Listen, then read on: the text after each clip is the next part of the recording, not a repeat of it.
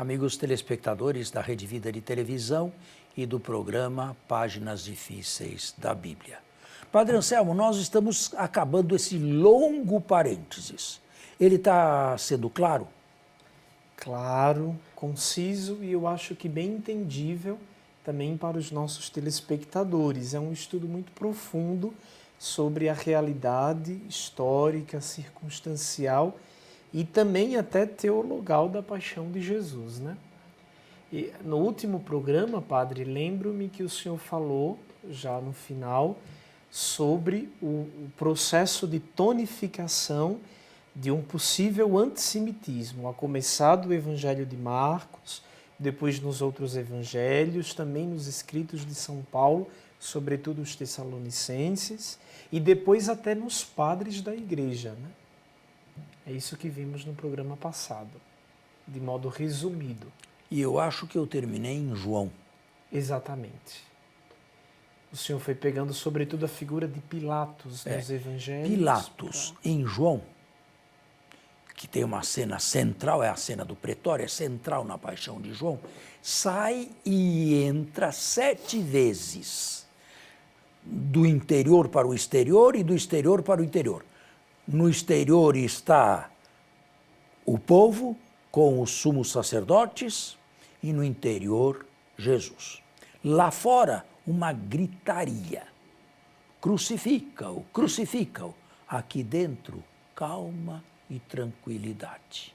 E Pilatos entabula com Jesus um diálogo que mais adiante, no tempo devido, nós podemos investigar e averiguar.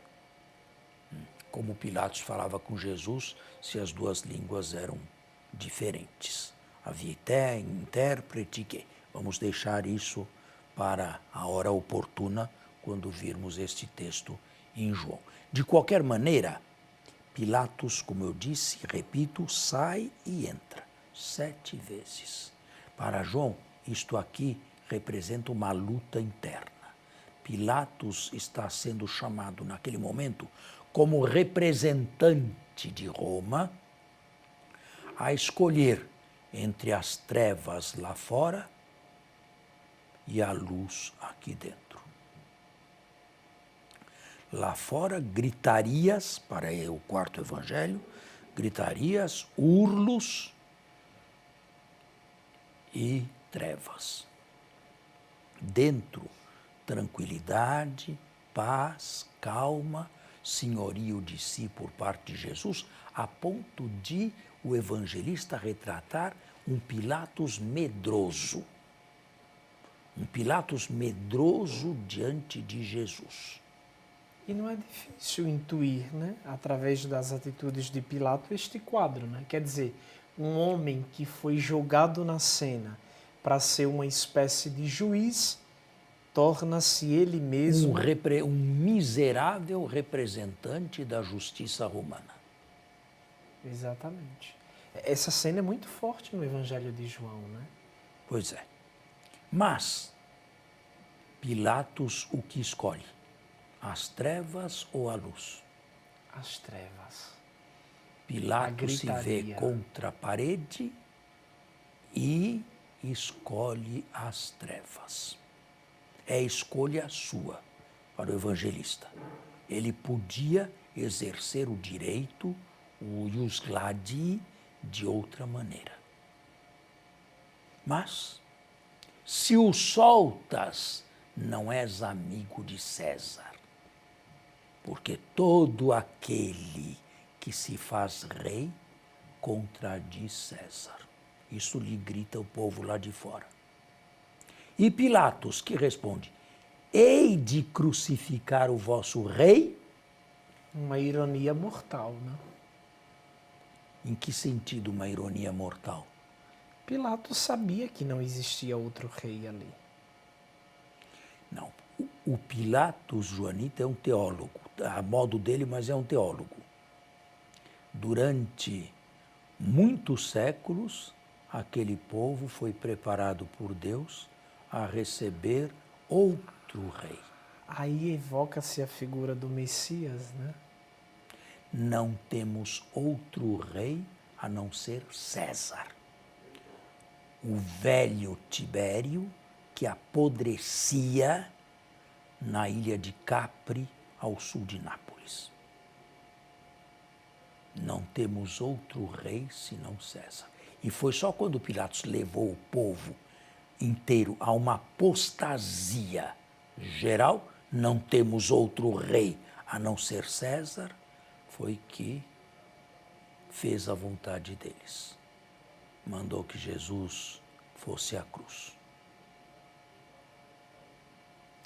É uma cena, padre, muito profunda, porque como ver a figura de Pilatos aqui, nessa linha tênue, onde se joga contra ele mesmo, contra Pilatos, todos os interesses da sua vida pública e, ao mesmo tempo, ele tem nas mãos os interesses da vida de um povo, naturalmente religioso, o povo judeu.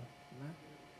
Pilatos não foi nem pior e nem melhor que os outros prefeitos romanos da província imperial da Judéia.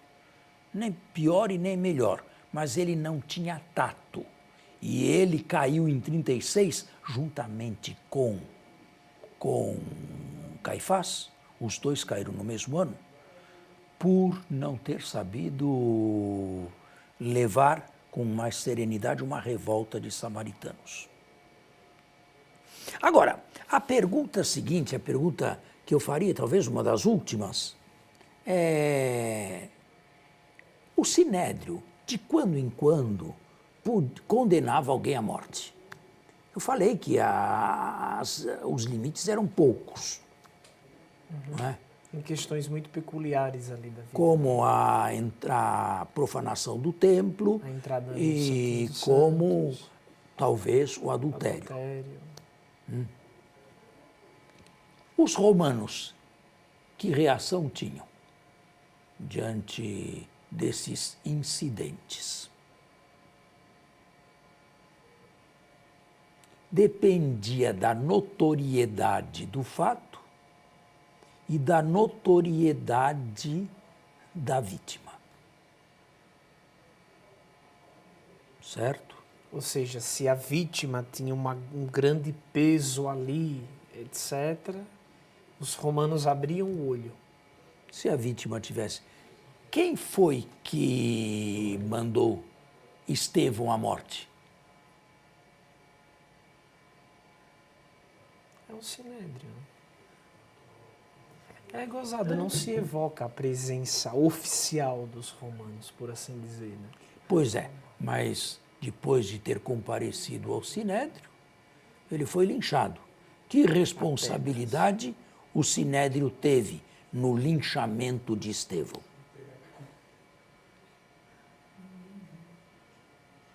O sumo sacerdote Anano, numa vacância de poder entre um procurador e outro romano, no começo dos anos 60, mandou matar Tiago, um dos 12. E foi destituído do poder pelo procurador seguinte, logo que chegou, Albino. Por causa disto, por ter ido além da sua competência, além dos seus limites. Não podia o Sinédrio instigar o povo e liquidar Jesus? Eles mesmos ali tomar uma decisão capital. Ou instigar. Como de fato instigaram diante de Pilatos. Não podiam eles tomarem uma iniciativa assim e liquidarem Jesus sem que Pilatos entrasse no jogo? Podiam ou não? Claro. E por que não fizeram? Primeiro, a Palestina e Jerusalém pululava de peregrinos por ocasião da Páscoa. Segundo, muita gente era favorável a Jesus. Terceiro, o movimento de Jesus crescia. Pilatos estava na cidade. Não estava em Cesareia, a sua capital.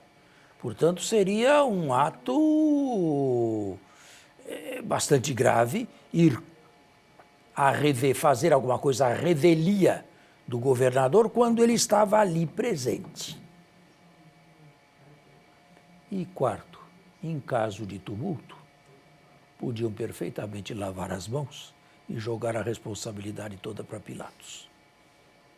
Foi ele, não fomos nós.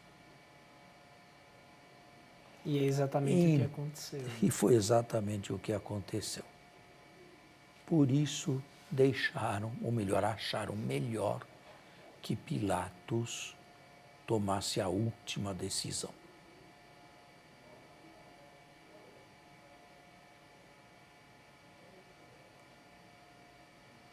Agora, bem, nós temos que... 30 segundos apenas, dá apenas para formular a questão.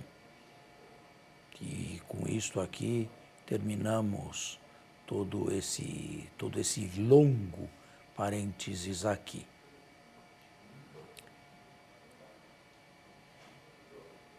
Pilatos sabia realmente o que estava fazendo? Vamos fazer um intervalo e voltamos.